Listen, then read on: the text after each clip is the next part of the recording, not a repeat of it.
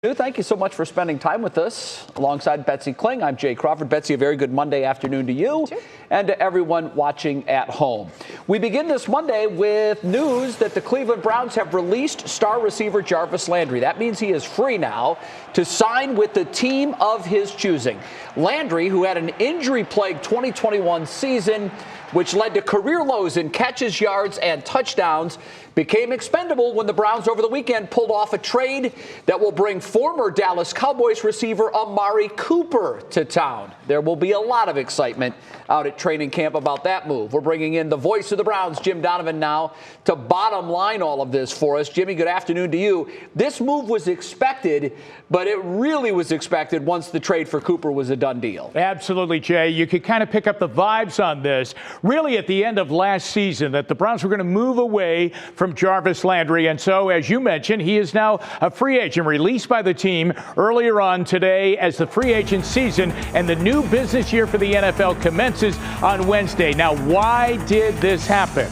He is a victim, really, number one, of his contract. He was scheduled to make close to $15 million for this season. The Browns thought that was pretty steep.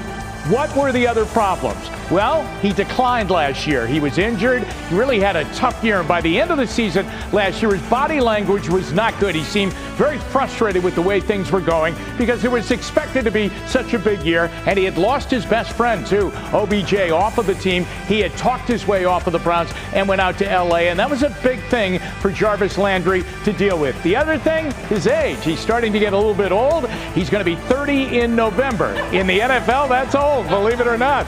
I mean, it might be a little bit ancient, but it's old in their mind. And so he becomes a victim of the business of the NFL, and he becomes expendable. And the Browns need some money to spend under the salary cap. They need some room. So his $15 million will help a great deal in that way. And of course, Jay, as you pointed out, the Cooper trade was a big one. Though he is more expensive, they feel he's more of a vertical threat for an anemic passing game last year that had dipped down to the bottom third of the NFL. Jarvis Landry was a big reason why the Browns started to win, and his teammates are really heartbroken that he's gone.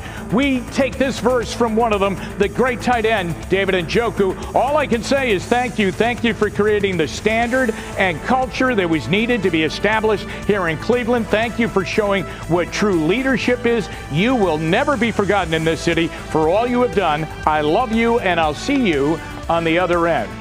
Landry still has a lot of football left, he thinks, too, and he wants to go, like his friend OBJ, to a contender. And if it's not going to be here, he would like to go to Buffalo, Kansas City, or Green Bay. Those are the three teams that he's looking at right now. And the Browns continue to look for more help at wide receiver, not only Cooper, but it will be plural. They may go for another free agent receiver and definitely one in the draft. What a great pro, though, Jarvis Landry was and still is. And so instrumental, as Njoku pointed out, about turning around the culture at a time that this franchise needed it. It'll be interesting to see now, because we'll have some sort of a baseline, how Landry does. If he does go to one of those three teams, Jimmy, as you know, those are three of the best throwers of the football in the league. We saw what happened when OBJ went to the Rams and had a different quarterback distributing the ball. He helped them win a Super Bowl.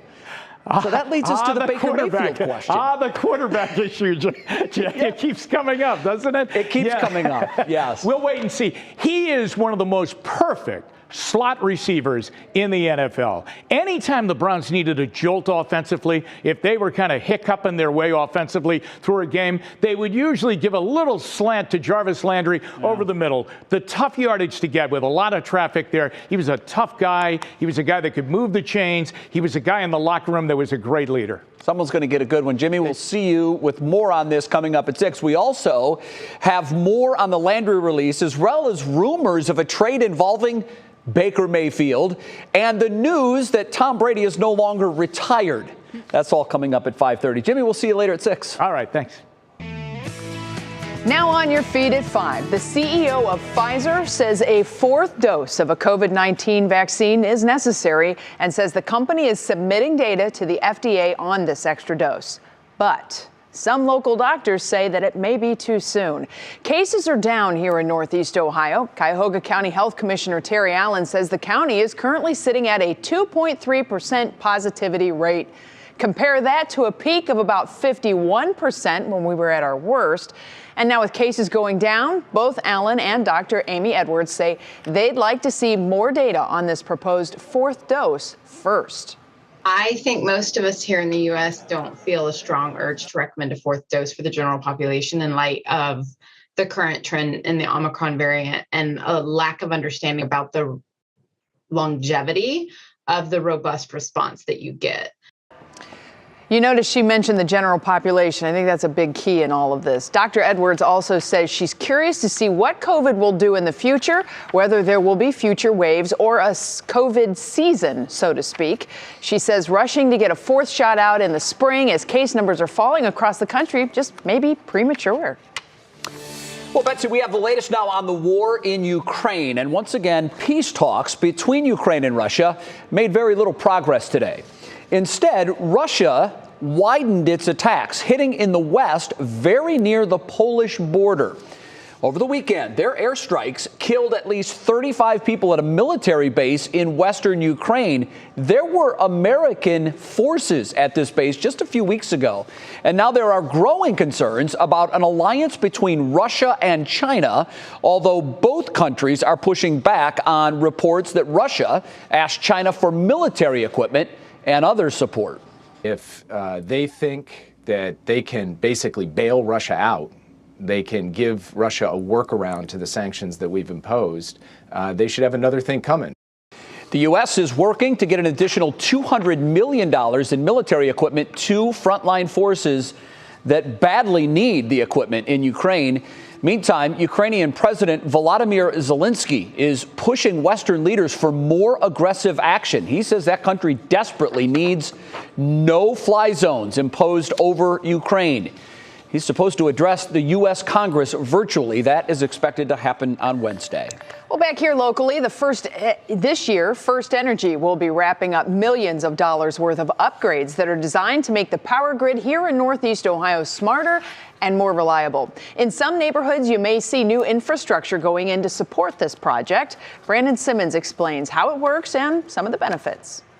Have you seen one of these wooden poles going up in your neighborhood? They're taller than most and have nothing to do with 5G or improving your cell phone signal. Instead, they're part of a large project to make electricity in our communities more reliable. So the new 110-foot poles that you may see along our rights-of-way support the new smart grid communications equipment that we're installing to prevent and minimize power outages in customers' areas.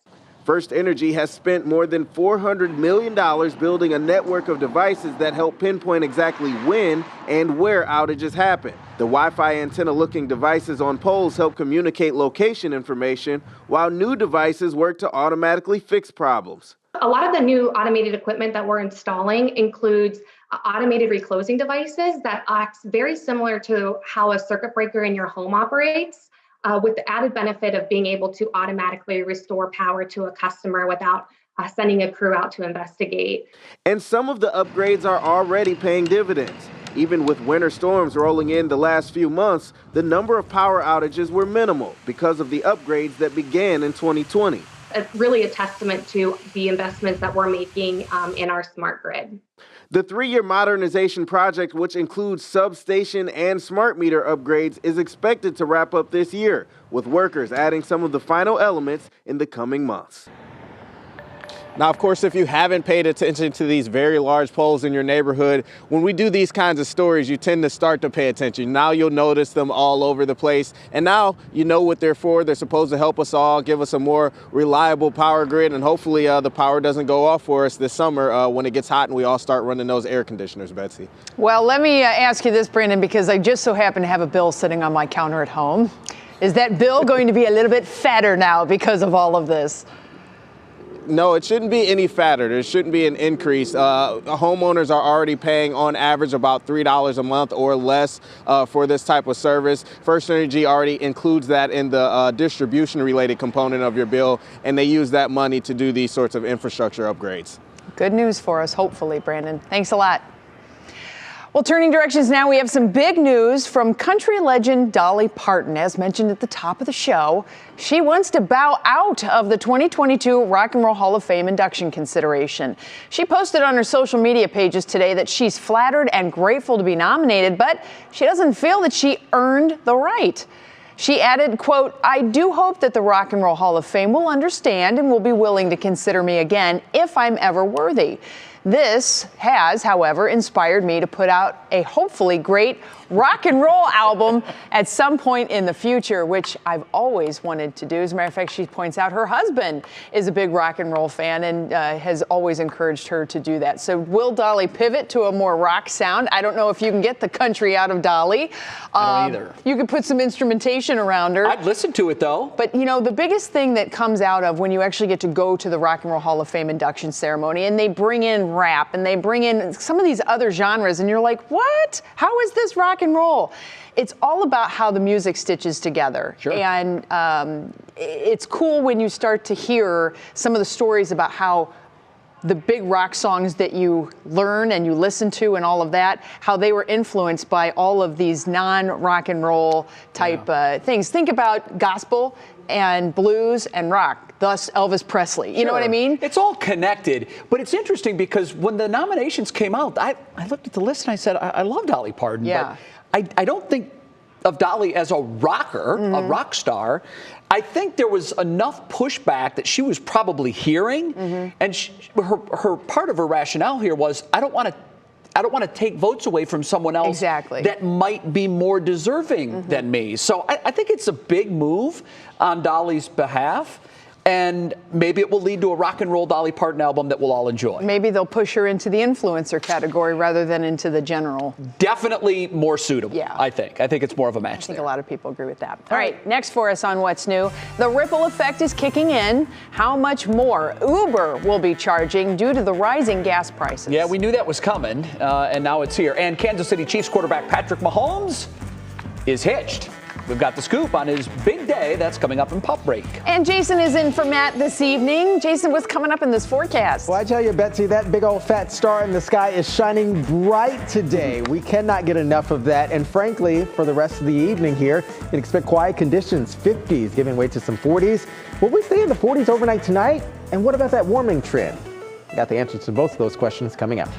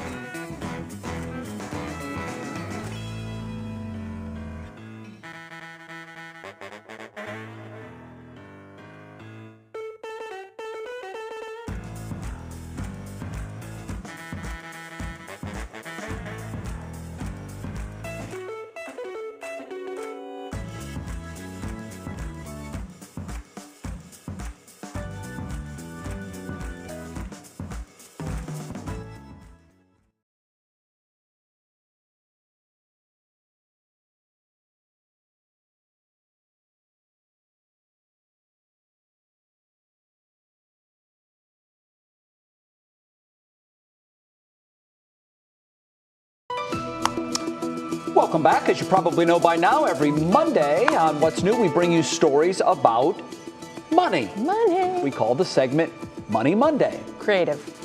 Wow, that's smart.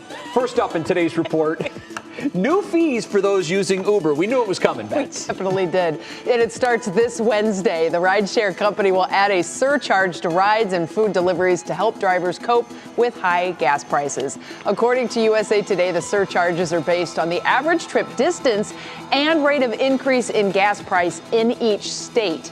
The company says customers will pay an additional 45 to 55 cents on each Uber trip.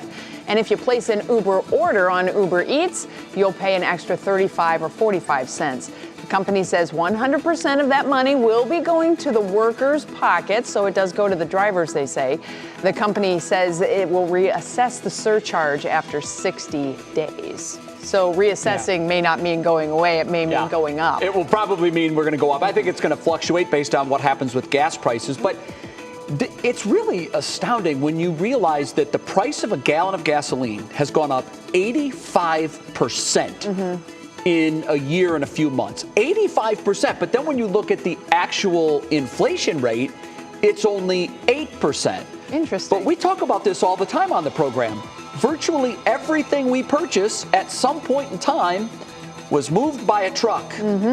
And I'm actually surprised inflation is only up 8%. Now, I hope that with the recent surge in gas prices, we don't see big jumps in inflation because the average American can't afford anymore. They really can't. Yeah. They're hurting. We're peaked. We're tapped out. We are tapped out. Well, if you don't feel like cooking dinner tonight, there are plenty of deals that are out there for you to cash in on this Pi Day. Yay! That's right. It is March 14th, 314, and that is the annual celebration of the mathematical constant of pi, which is, of course, 3.14. But Betsy, good news. You do not have to be a math scholar to cash in on Pi Day deals. Thank goodness. They are for everybody. 7-Eleven has a good one. They offer a $3.14 pizza. This deal is for members of its 7 Rewards loyalty program only. BJ's Restaurant and Brew House is offering a mini one-topping pizza for $3.14.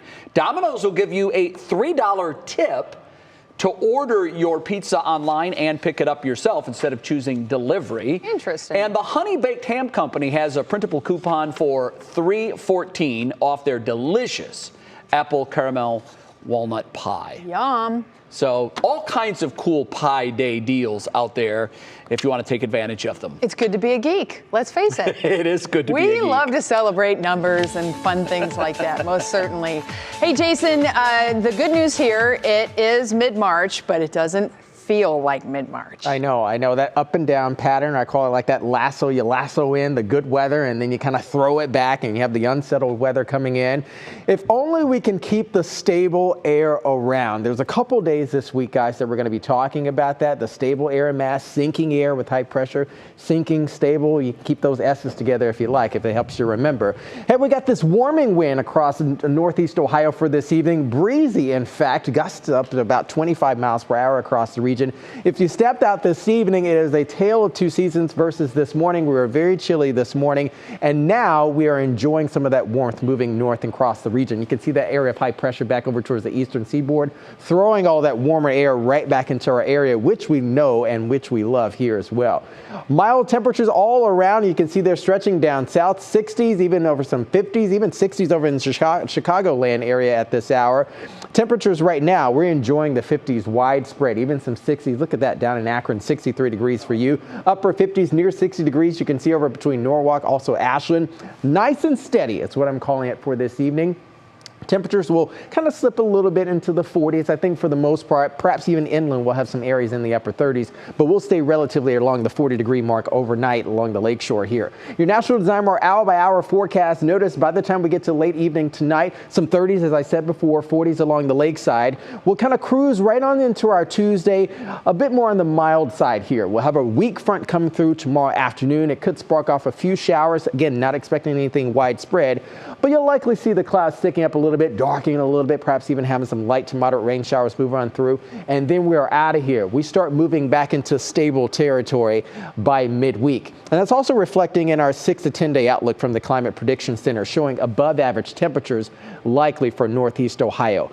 Past Wednesday and Thursday, those is likely going to be the 2 picks of the week here. We start to talk about our next system moving on in. That's going to be an area of low pressure coming on into the region.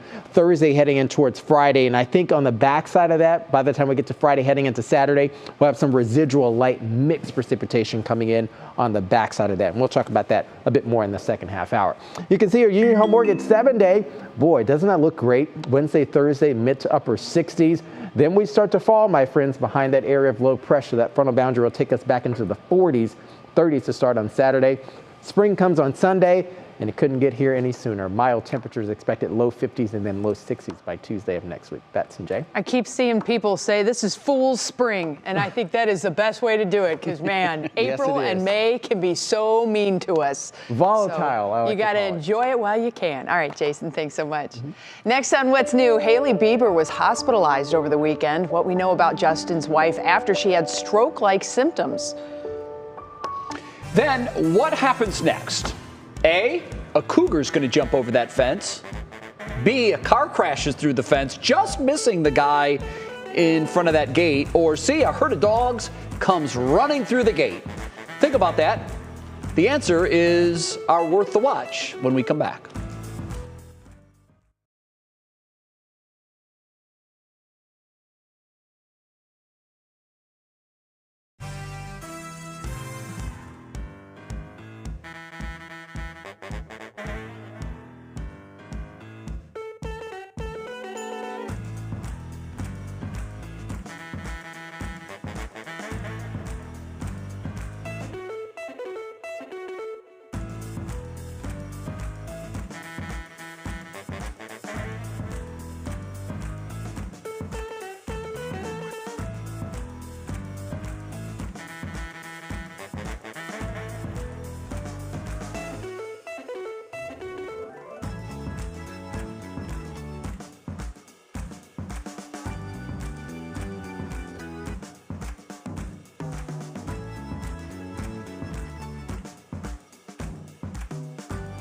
Hi, Matt. I have my mic on today.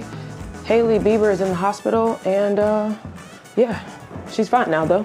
All is well.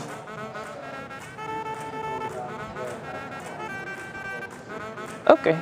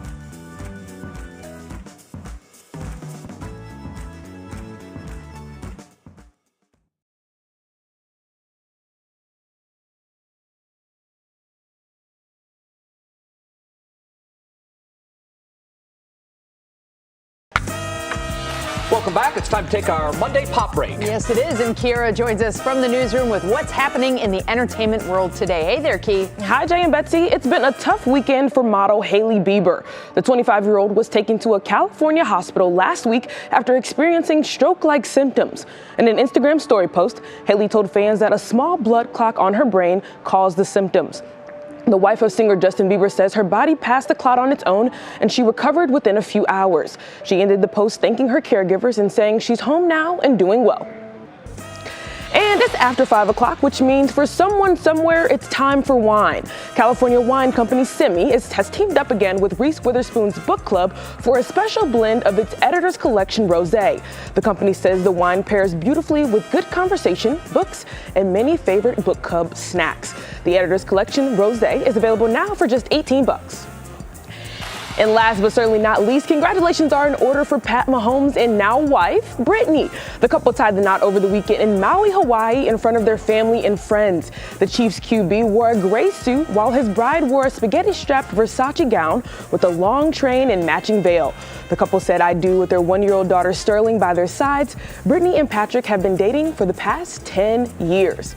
And if you guys are keeping up with the celebrity race to space, SNL comedian Pete Davidson will be next to make the trip on Jeff Bezos' Blue Origin. Jay and Bez. That was not a name I expected to hear on that.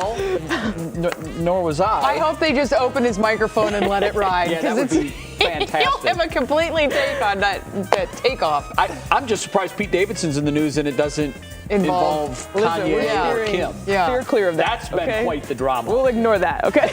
That's the gift that keeps giving every day. Sure. Pete, thank you. See you tomorrow. Before the break, we asked you what happens next in this video. Does a cougar jump over the fence? Does a car crash through it? Or does a herd of dogs come bursting through the gate? Betsy, any guesses? I have no idea. Well, let's find out, shall we? Let's roll the video. I've not seen I this. saw this video last week, Bets, and I got to tell you, it just made me smile Dogorama. the rest of the day. It's slow motion, and the dogs just keep coming. Doggy daycare is what it says on there. That's what it is, and it's time to let the dogs out. Ooh. And they all came storming through the gate. Now watch what happens here. One of them is going to come too close to the camera. Boom. It's coming up in about the 5 seconds. bloodhound. Look at the bloodhound. Oh my gosh. Here it comes.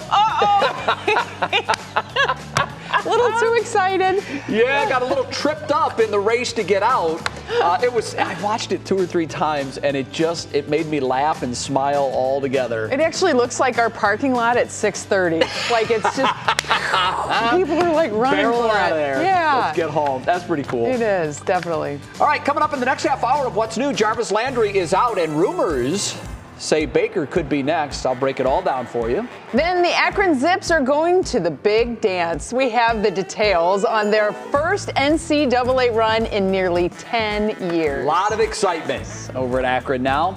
And we're just a few months away from Cedar Point's opening day.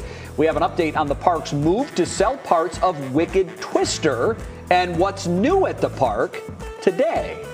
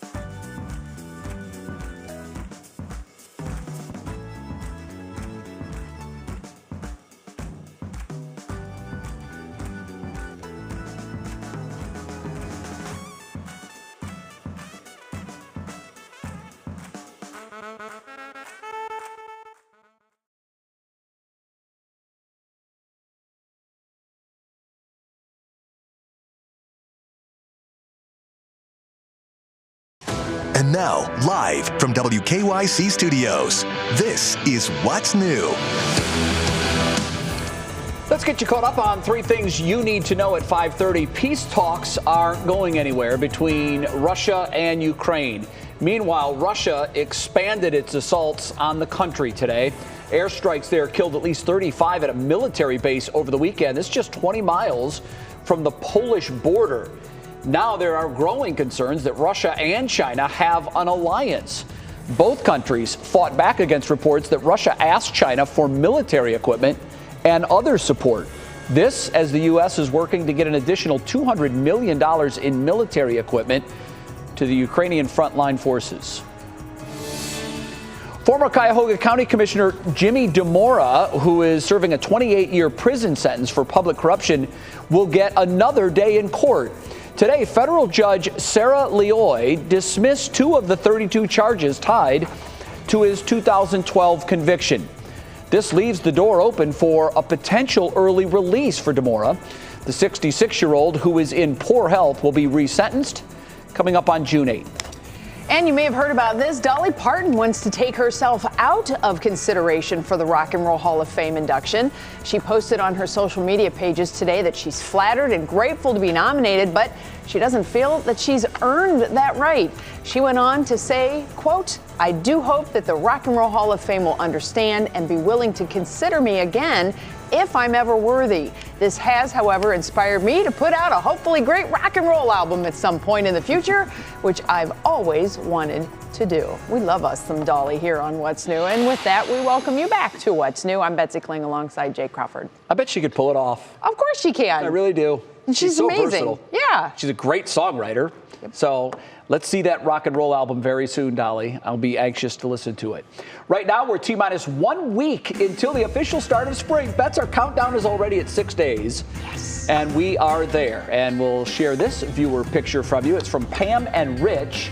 And their pictures were taken last spring near Red Haw in Ashland County. Pretty. Beautiful close-up there.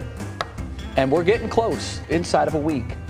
And our top talker on this Monday at 5:30 takes us to the changing face of the Cleveland Browns, Betsy. And I say changing because it wasn't that long ago, remember, when there was so much excitement around the Cleveland Browns and their wide receiving core. That's because they had the former LSU tandem of wide receivers, best friends Odell Beckham Jr. and Jarvis Landry. Of course, the Browns released OBJ in October, and he went on to help the Rams win the Super Bowl last month, and now Landry is gone too. Released today by the Browns after they were unable to work a trade for the former Pro Bowl receiver. And Betsy, he really became expendable when the Browns traded for Cowboys star receiver Amari Cooper over the weekend. It was just a matter of time once that happened, because both are in the $15 to $16 million salary range per season, and you can't have 2 of those at the same position. So Jarvis is now free to go, and we are very thankful for what he did here in Cleveland. He helped spark that turnaround with the culture. Yeah, which is so important, and that became kind of the thing that really drove the team to work together and all that good stuff. I just have to think that, you know, you mentioned this, I think, with Jimmy, they're still shopping. Like, there's more to do. You can't just have one wide receiver. No, they do need more. They need help at that position. And I'm sure they're going to make a move either in free agency or at the draft, which is where they're looking to improve their football team. Now, our top talker moves on to the other big story, and it too is Browns related. How about this, Bets? According to reports, the Browns are fielding trade offers for Baker Mayfield. We've heard whispers about this really for the last 4 or 5 months. Baker has just 1 year left on his contract. One of the hot rumors have the Browns interested in dealing for Houston Texans quarterback Deshaun Watson, who just last week learned that he will not face charges stemming from accusations from Betsy 22 women, all massage therapists, that he sexually assaulted or harassed them. And now with no criminal charges pending, because the grand jury heard all the evidence and said there's not enough there to indict. For criminal charges. For criminal charges, that now clears the way for Watson to resume his career. He didn't play at all last season. So he was toxic to teams, because the last thing you want to do is give up resources and trade for a guy that may never wear a uniform. And if he goes to jail, he's not going to be wearing a uniform. But that's behind him now. And our friend Mary Kay Cabot at Cleveland.com is reporting that any trade for Watson with the Browns would have to include, get this, multiple future first-round draft picks. That's gold. That's the currency of NFL teams, along with Baker Mayfield and perhaps other players. That's a lot, but you're talking about one of the premier quarterbacks in the NFL who can run it and throw it with equal ability. So he's a commodity, and there are a lot of other teams that are interested, but that's something to keep an eye on for. Is this something where we start to talk about the whole off-field drama that the Browns seem to be ensconced in with so many different players? Like, can we do this again? And with such a highfalutin guy on the team? I mean, he's the guy. He's the one, and you want him to behave. You don't want any issues about it. No. Now, look, the quarterback is the face of your franchise, and that's certainly something that the Browns are doing that mental gymnastics trick right now over in Berea. And that's a pretty big gymnastics trick to do, because that's not exactly one that you want to have to deal with. Think about what the Indians went through with Mickey Callaway and all of that. With the Browns are looking at it, no criminal charges, so there wasn't enough evidence. True. But there were 22 women. That's a lot. That is a lot. It's not one or two, it's 22. So he is cleared of that, and in this country, innocent until proven guilty, and he'll never stand trial for any of it because the grand jury said there wasn't even enough evidence to get to that stage. So I'm glad I don't have to make that decision. That's Me too. Good news. All right, let's switch over to basketball now and college hoops. Do you have your brackets ready? The Akron Zips are going to be heading to the NCAA tournament for the first time since 2013. They beat their rival Kent State in Saturday's MAC championship finals, and now they know who they're going to be playing. Head coach John Gross and the Zips. Is it Gross? Groach? It might be Groachy. Groachy? I don't know. We need a The head coach of the men's basketball team at Akron says that during a selection Sunday watch party at James A. Rhodes Arena, they grabbed the number 13 seed and they will be playing against UCLA. Yeah, that's such a tough draw. That's a tough draw, right? You go, yay! Oh. Well, when you think of basketball blue bloods, it starts with UCLA. Not only one game at a time. The other night, I mean, we're at the end of the game with 2 minutes to go, and I've got guys like Enrique and Greg saying, don't get caught up in the hoopla. There's still 2 minutes left to go. One possession at a time, fellas. One possession at a time. And when your players think that way, you know, then you got a chance. And so those guys have really embraced that, and they enjoy playing together with each other. Our chemistry's really good. And, you know, obviously now we got to try to put a game plan together and try to go out and execute against a great opponent. Well, Coach Gross certainly nailed it on the head there. It's a basketball court. They know what they're doing on that thing. UCLA has won, though, the NCAA tournament more times than any other school, with a record 11 national championships and 19 Final Four appearances. Akron versus UCLA is this Thursday at 9:50 p.m. Yeah, 11. And now it's been a while. They've been in a drought for the Bruins, and it's been a while since they won their last championship. But that is basketball country, and it's interesting because you mentioned the tip time, 9:50. Yeah. And the game is going to be played out in San Diego. That's a bus drive from UCLA, so it's like a home game for them. But I'll tell you, Mick Cronin, who coaches UCLA, he's a Buckeye. He was born and raised in Cincinnati. He coached at the University of Cincinnati for more than a decade. He's a great coach, but, you know, it's the tournament, Bets, and anything can happen, and it usually does. So let's see if Akron can pull off the upset. Think about the scene in Hoosiers where Gene Hackman takes him out and has him measure to the hoop and says it's the same basketball 10 court. feet high, just like everywhere else. All right, now Akron isn't the only school competing from Ohio. Ohio State earned a 7 seed. They're going to play Loyola Chicago. Wright State in Dayton will play in a first 4 game.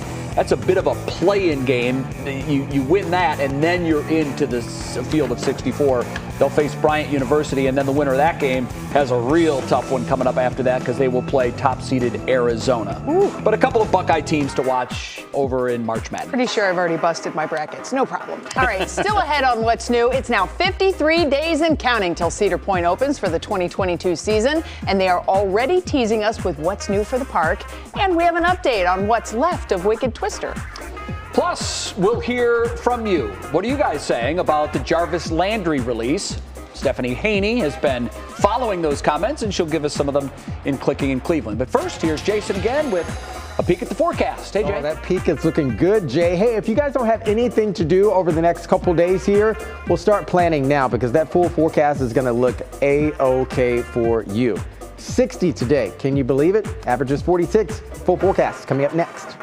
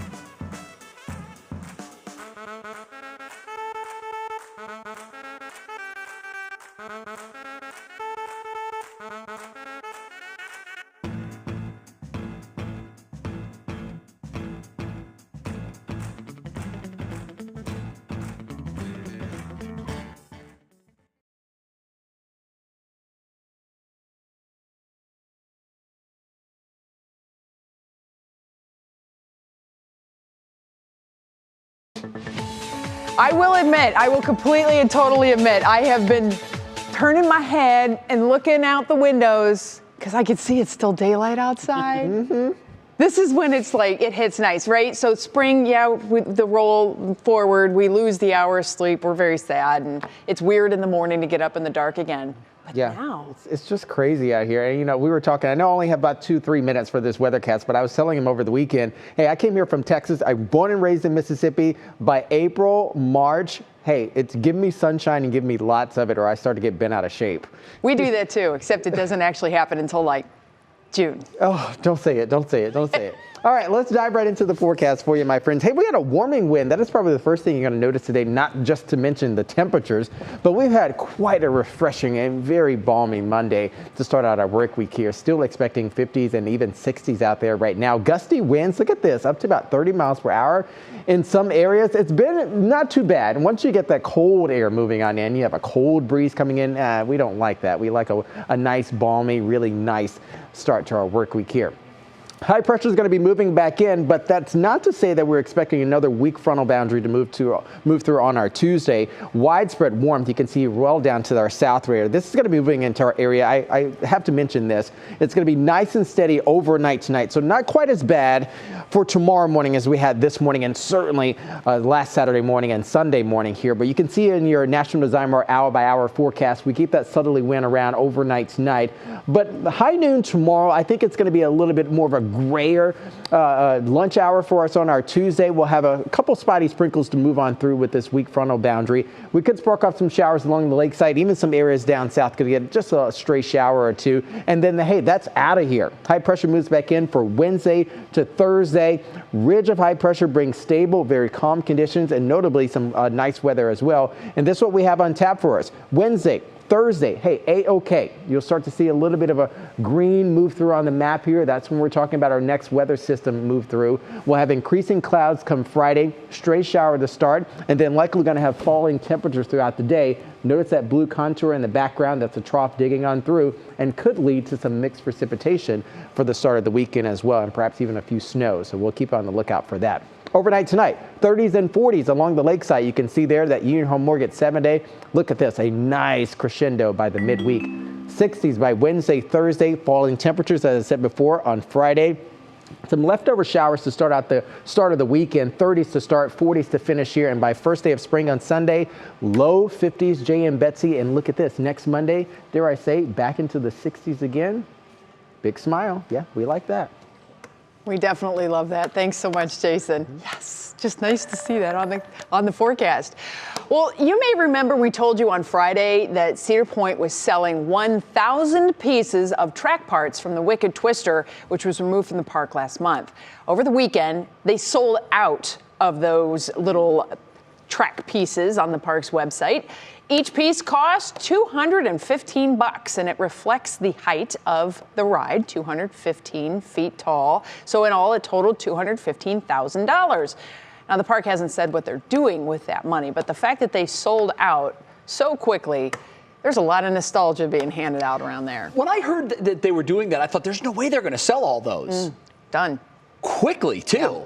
Mm-hmm. Well, that's when you look at coaster enthusiasts, there's clubs that are worldwide that come to Cedar Point just to ride all of those roller coasters in one place. Right. Pretty exciting stuff. We put Mike Polk on the Blue Streak last summer, which was an interesting one. Yeah. He refuses to let it go. That's one of my all-time favorites. The old rickety. Though. That's the OG. Yeah. I love that. Take a ibuprofen or two after you get off. Very cool. If you bought one of the pieces, please send us a picture once it arrives, because we want to see it. Yeah. We want to see how they package it and what it looks like. Now, this was interesting. Park officials today said there wasn't anything to share as far as what's going in that space. However, we show you this earlier today. Cedar Point's Tony Clark tweeted this, saying, "The mulch is here. The mulch is here." That's a lot of mulch. Now, I'm assuming that they're going to spread mulch where the ride used to be, because it's over there by the shoreline. I thought it'd be for the gardens. Maybe for the gardens, I don't know. But, Cedar Point and Tony, they're geniuses at sending out little clues to sort of, get people talking about the season. I hope it's not a field of mulch. Like, what's that? I don't know. I don't know if they're just going to make that a huge mulch bed for now until they have a future ride that's going to, we don't know. But I'm sure they'll keep us up to date on what's happening there. Take a lot of mulch. Yeah, that is it. Well, you saw the pile there. It looked like it was a pretty big pile of mulch. All right, next on What's New, 3-course meals for $36. It's part of Cleveland Restaurant Week, Betsy. And it kicks off today. We'll have details on where you can get these great deals coming up. And then showing support. One local business owner turns his tragic experience into comfort for local kids. It's a great story, and it's ahead in Show Us Something Good.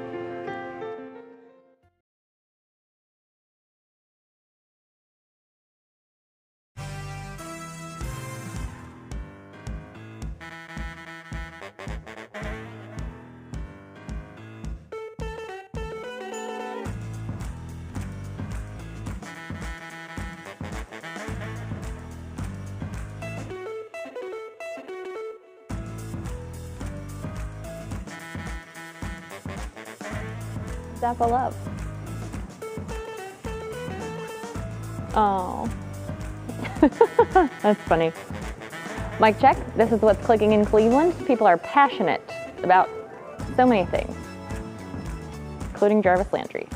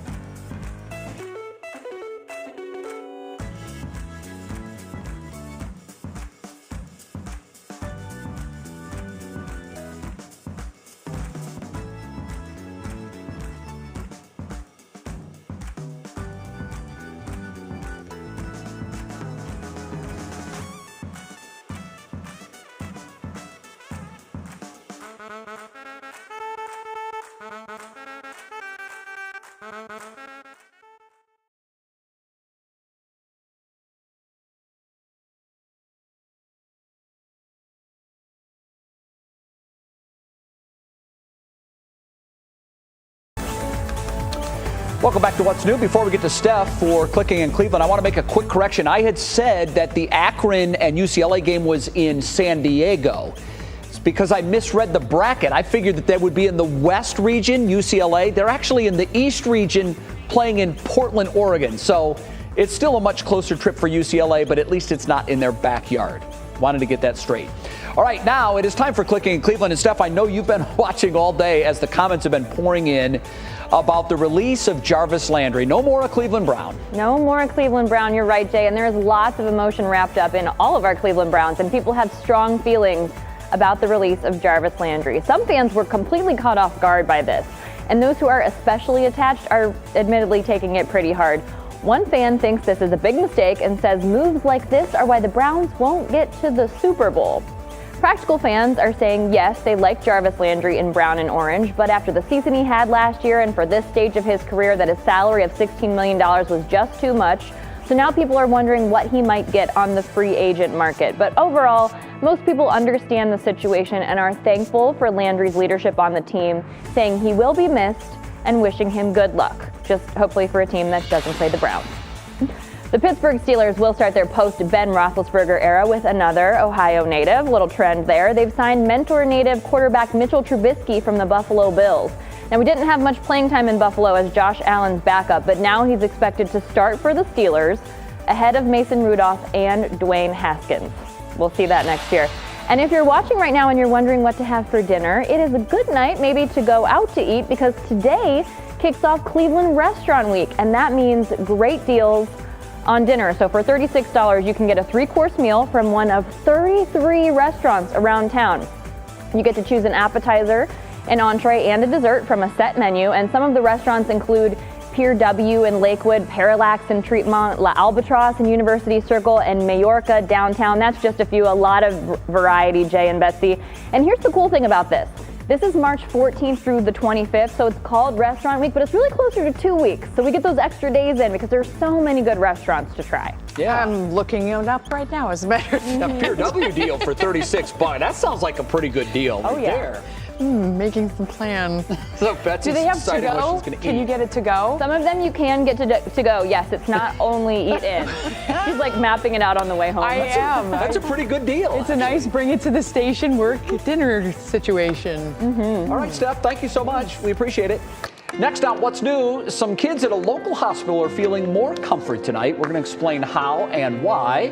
That's ahead in Show Us Something Good. It is marked right there, TPI, takeout, delivery, patio, or inside. You can choose. All right, let's change directions, though. On 3 News at 6, coming up right after us, more opposition to building a new jail in Cuyahoga County. Who's meeting to rally against the move? And let's take a look at our pop quiz today. On this Pi Day, we're asking, when was the pi symbol, which is also a mathematical sign and Greek letter, first introduced? Is it 1601, 1706, or 1874? The answer is next.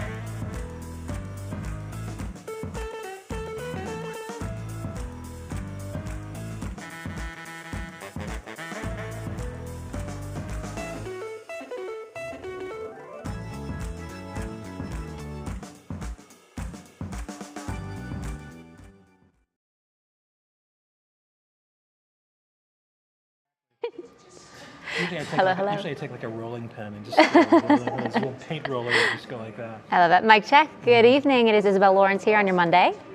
Thank you. Hey Al, testing 1 2 3 4 1 2 3 4 5 6 7 8 9 10.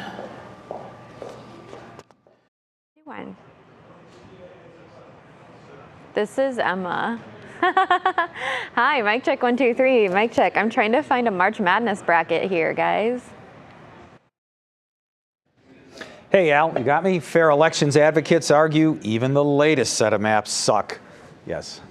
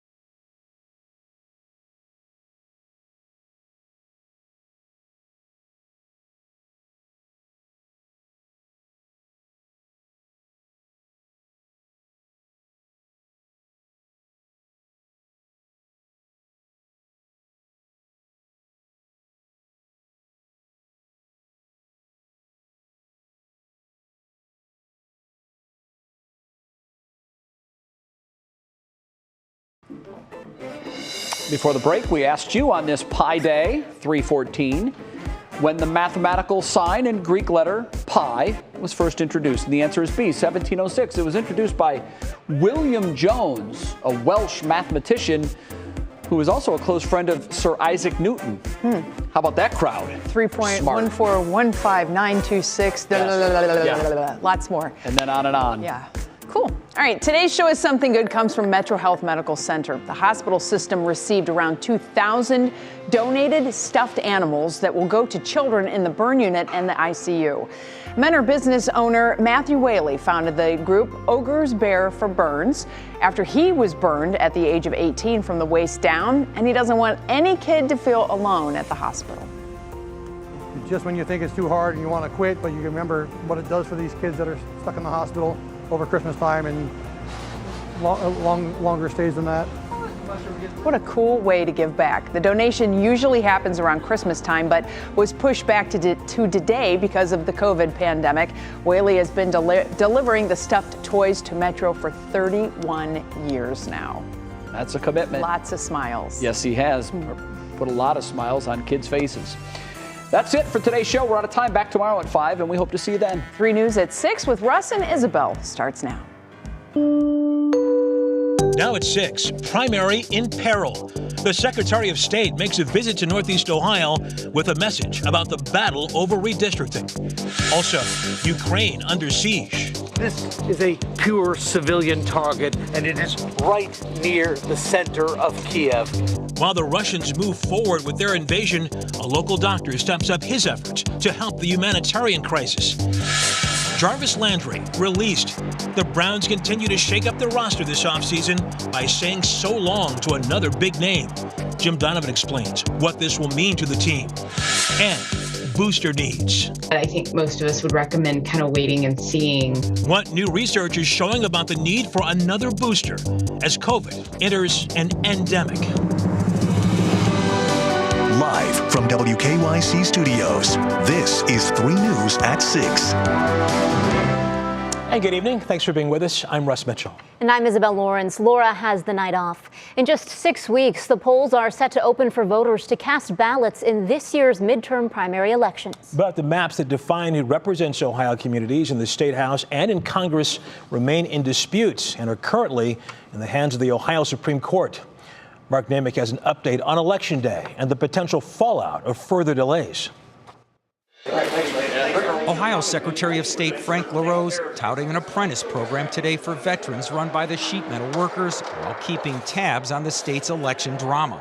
I was on the phone with the Cuyahoga County Board of Elections just this morning. They made great progress over the weekend. Actually, just on the phone with the Franklin County Board of Elections as well. But our job is to make sure that the boards are ready. We gave them about 3 months of work to do and only a month to do it. The days of rigging state and congressional maps in favor of one party, a process known as gerrymandering, were supposed to be over. That's because voters backed a set of reforms, including a state constitutional amendment setting new guidelines on how officials draw maps following updated census figures, all meant to take partisanship out of the process. The work of drawing maps is enormously complex. It's also inherently political process. But the Ohio Supreme Court has ruled initial maps were unconstitutional because they favored the Republican Party, which currently controls the process. LaRose and Governor Mike DeWine, both Republicans, had a hand in the map making. The newest maps sit before the court. A decision could come at any moment. It sets up a decision for the legislature to make. Now, of course, I believe that the maps that were enacted were constitutional. The court gets to make that decision if they choose, or the court may do nothing. Fair election advocates argue even the latest set of maps are too partisan. If the court agrees with them, the legislature will have to move the primary. LaRose says it can move it back or hold 2 primaries, one now for those statewide races and one later for district races after maps are finalized. Russ? The clock moving fast here. Okay, Mark Namick in the newsroom. Thank you. Some big news for the Cleveland Browns tonight. They have released star receiver Jarvis Landry. The voice of the Browns, Jimmy Donovan, is here to sort this all out. Jimmy, a lot of people upset today about this. Yeah, they really are, but I have to tell you, the writing seemed to be on the wall really all season long. Coming into this last season, you had to figure Odell Beckham Jr., Jarvis Landry, one or both are probably going to have to go because their contracts were so rich. Well, OBJ went during the season, and Jarvis Landry went today. Landry had a rough year last year. He was injured. When he came back out onto the playing field, he just wasn't the same wide receiver, and the Browns saw a decline in his play, certainly last year, and it started to creep in even the year before when he had kind of a slow season. But the number that really hurt him, not receptions, not yardage, not touchdowns, $15 million. That's what his contract said he was going to be paid this year. And that was a little bit too rich for the Browns, who are looking at Landry becoming 30 years old in November. And so today they released Jarvis Landry, a great leader. And when the Browns really decided to say, hey, listen, we have to change the culture here, the first guy they went and traded for was Jarvis Landry, and he delivered for them. A lot of leadership, a lot of clutch catches, which led to some nice wins and put the Browns on the right track. So free agency is about ready to begin on Wednesday, and on Wednesday you'll see the other part of this equation. The Browns will announce that they have a trade with the Dallas Cowboys and have acquired a big-time younger wide receiver, Amari Cooper, a richer wide receiver. He'll make a few million more than Landry, but they feel that with Cooper, their passing game should perk up a little bit more. But we say so long to Jarvis Landry, and in sports, so much more NFL news and Browns news coming up, Russ. All right, Jimmy, we'll see you then. Thank you. Former Cuyahoga County Commissioner Jimmy DeMora will get another day in court. Today, a judge dismissed 2 of the 32 counts he was convicted on in 2012. That move could allow for DeMora's potential release from prison. He was sentenced to 28 years behind bars for his part in the Cuyahoga County corruption scandal. A hearing in the case is scheduled for June. A woman punched in the face and called a racial slur outside a bar in Akron is now suing the man accused of hitting her. Andrew Walls faces 3 misdemeanor charges and is being investigated for potential felony and federal charges. The 23-year-old woman is suing Walls for civil assault, civil battery, and negligence. Opponents of a new jail project are holding a No New Jail in Cuyahoga County rally tomorrow. It starts at 11 a.m. at the Cuyahoga County Justice Center downtown. The Ohio Poor People's Campaign says they want to stop the plans to build a new jail with a projected cost of $550 million, saying the project's price tag is too expensive. Now to the latest developments in the Russia invasion of Ukraine. This is new drone video here of the destruction in Mariupol, Ukraine, where Russian bombs have been pounding the area for days and have set several buildings there on fire. In the meantime, new satellite images appear to show Russian artillery firing toward residential areas northwest of the capital of Kyiv. The pictures show the military activity assaulting an area where several homes and buildings are on fire. No word if this attack killed or injured anyone. And check out this blast here from a Russian missile. This is caught on camera in Kyiv. A man walking in the park is startled and eventually jumps back here when the explosion comes just within a few hundred feet of him, hitting a residential building nearby. Now, today is the 19th day of the Russian invasion of Ukraine. Chilling pictures there, certainly. And as desperation continues for Ukrainians to escape,